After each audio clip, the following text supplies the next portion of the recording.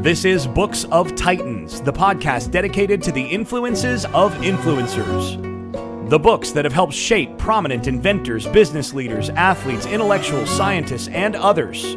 We'll talk about what makes these books such classics, and at least attempt to have an intelligent discussion about what makes them so important and influential. Hello, this is Erik Rostad coming to you right outside of Nashville, Tennessee. Today I'm going to cover a book called Splendor of God by Honoré Willsie Morrow. This is book 22 of 52 for my 2019 reading list. This episode will consist of 3 segments. The first will be a brief introduction to the book, why I read it, and my initial reaction. The second segment, I'm just going to cover some things that make this book and story unique.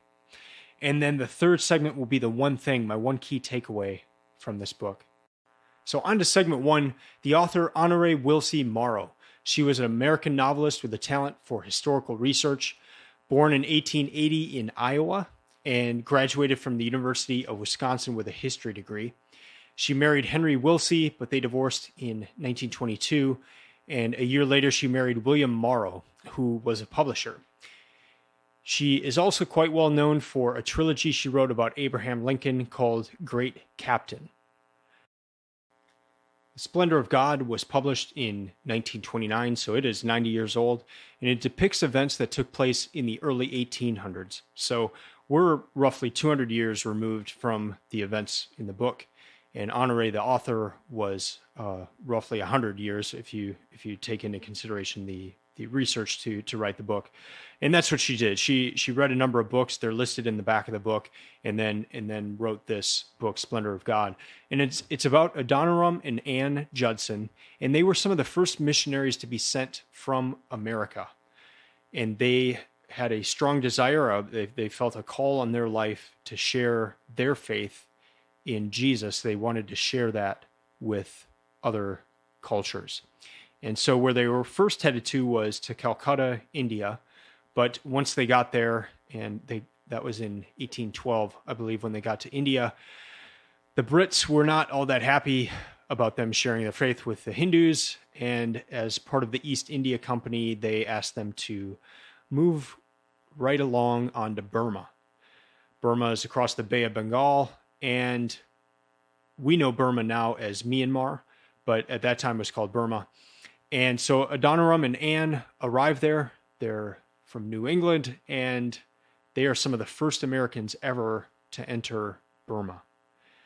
Once they got there, they found out quite quickly that if they were to convert anyone there from their Buddhist faith to Christianity, Burma being a Buddhist country, if anyone there was to convert as a result of Adoniram and Ann, that Burmese person would be killed, and not in a pleasant way. So can you imagine your newlyweds?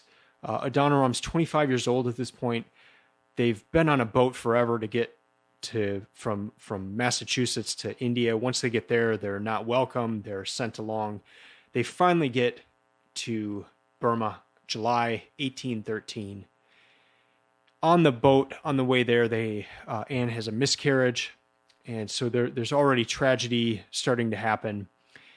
And then to find out that information when you get there, that it's actually going to be quite dangerous to preach and to share about Jesus in Burma.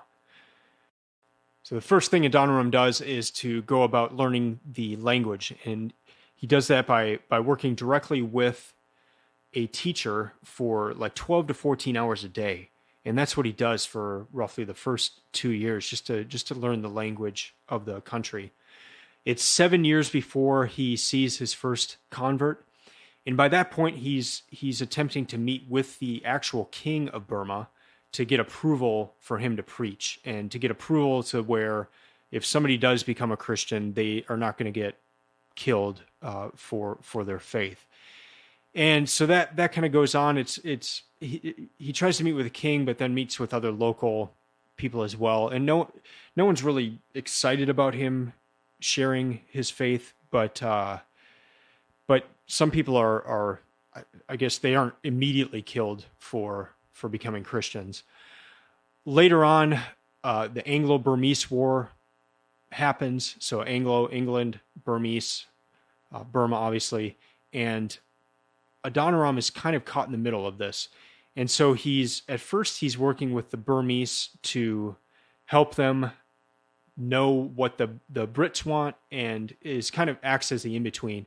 And then later on does the same for the Brits to be the translator in a lot of cases, and then just to be a go-between between these two countries.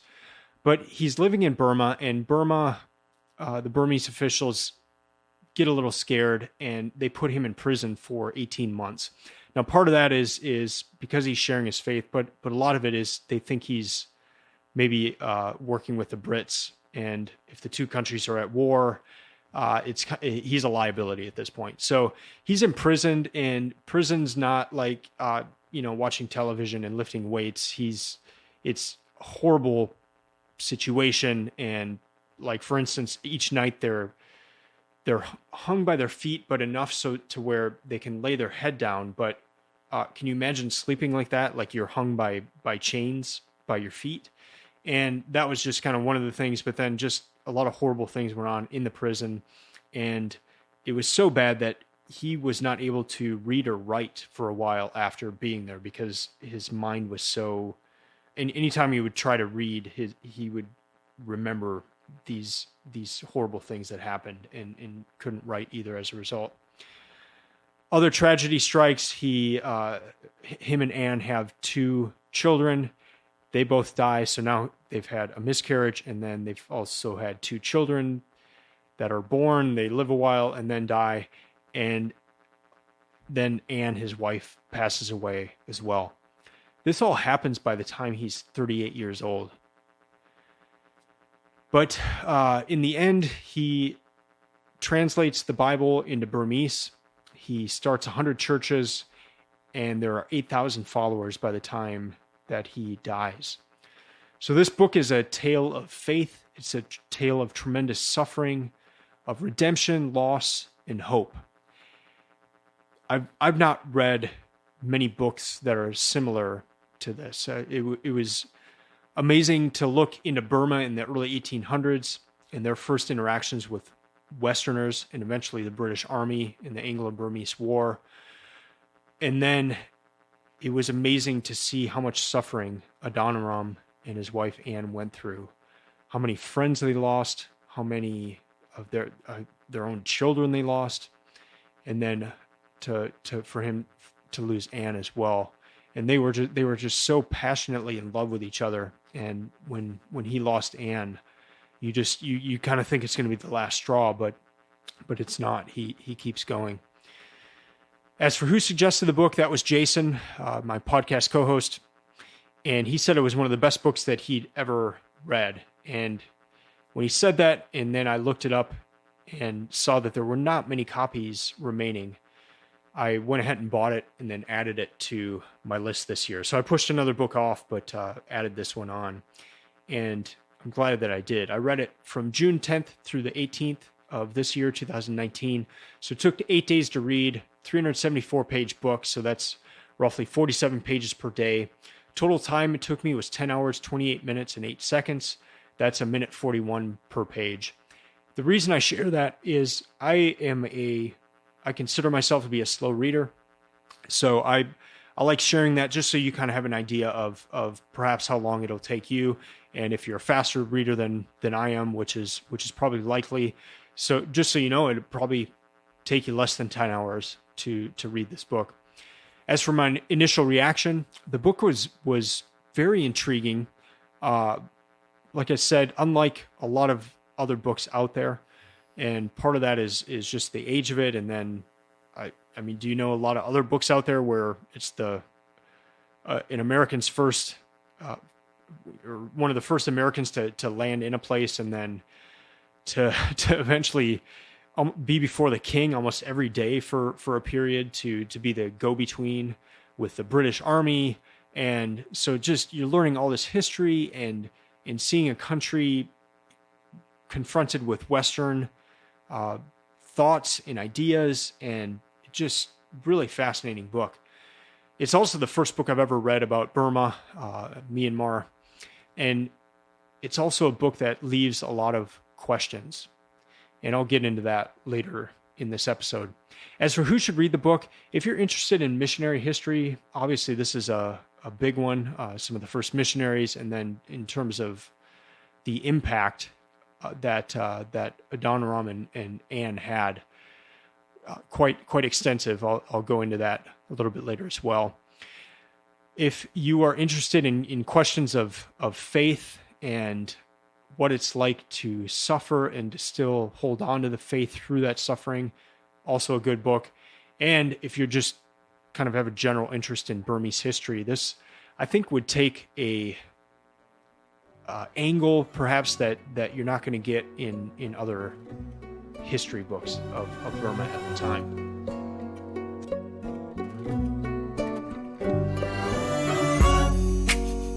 If this is your first time listening to the podcast, welcome and thanks for checking it out. I started the Books of Titans project because I needed help finding the best books.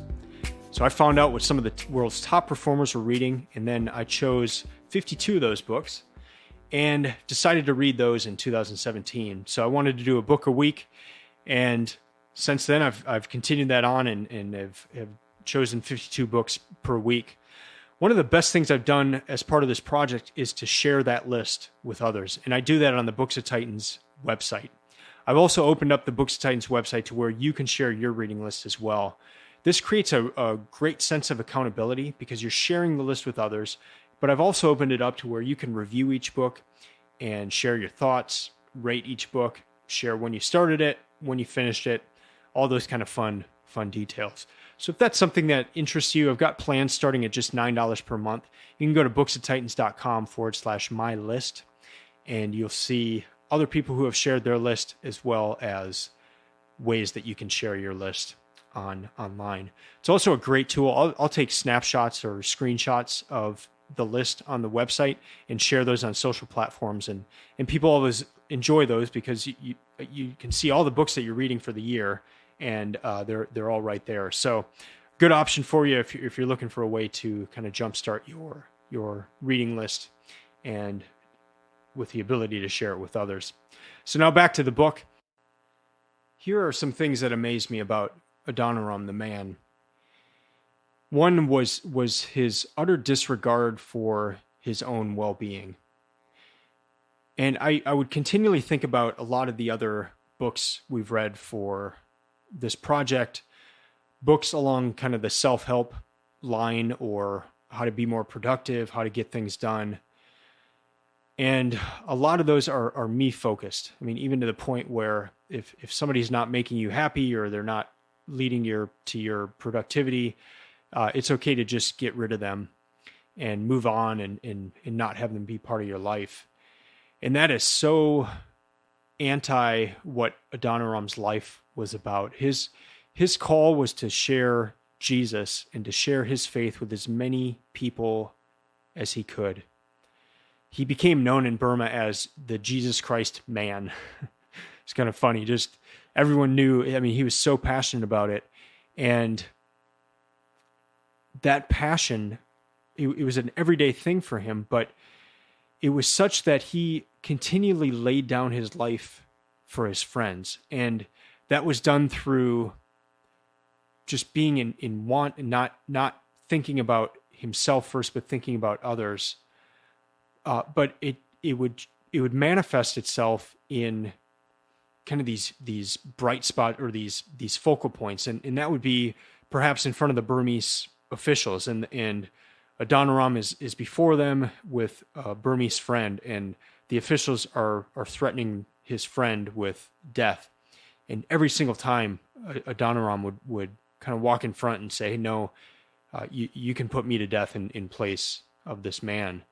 And it was just such a common thing. In my mind, I'm thinking, "Whoa, wait! I need to, like, if I'm going to do this, I need to go talk to my wife real quick. Just tell her, hey, here's the plan. I'm going to step in front of my friend here, take his death. You cool with that? I know, we got kids. Like, you going to be okay with them? Oh, and it's not going to be a pretty death. It's going to take a long time. It's going to be a lot of suffering. Okay, you're good. Okay, good. I'm going to go back." that's kind of what I'm thinking in my mind.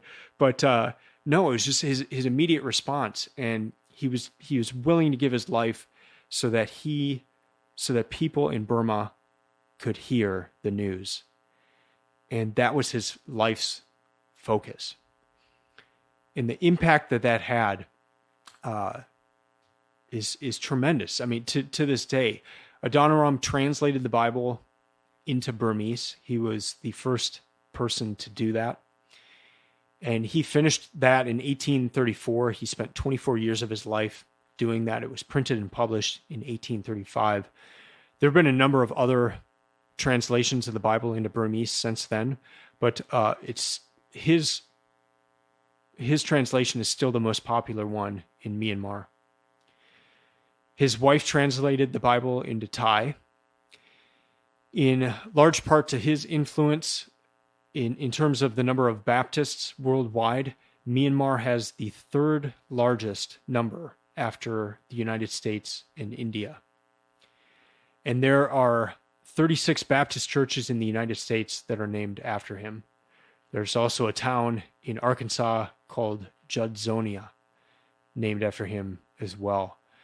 But his impact is felt throughout the world, and he had an impact on other missionaries that went from America, and a lot of them would follow his example of learning the language first, spending a tremendous amount of time each day learning it, and then translating the Bible into the language of the people. He was also a big believer in training and converting people there, and then giving them handing the baton to them for them to take over. He knew that him being from America, he was not going to be the person to share with local people and have the biggest impact. It was going to have to be locals sharing with their family and friends. And that was neat to read that as well, and I guess just very smart of him. Adoniram, when he was in school in Massachusetts and in the United States, he was known as a very brilliant man. He was teaching his Sunday school at age 12, so he was teaching adults when he was 12 years old. And then just at his time at the university, he was always known as a very brilliant man. So one other thing that I thought was really neat in what he discusses in the book is a separation between his spirit and his body. And he would often say, "My foolish body is afraid, but my spirit isn't. I suppose because that belongs to God." So you might have this idea that he had no fear. If he's laying down his life regularly or offering to, he must not have any fear at all. But he would say that he had tremendous fear, but he would distinguish that fear, and he would say that it's from my foolish body. But my spirit, that belongs to God, and that is not afraid. In those circumstances, that's what I'm trusting in. I'm not letting my body take over and the fear from my body take over, but I'm going with my spirit here because that belongs to God.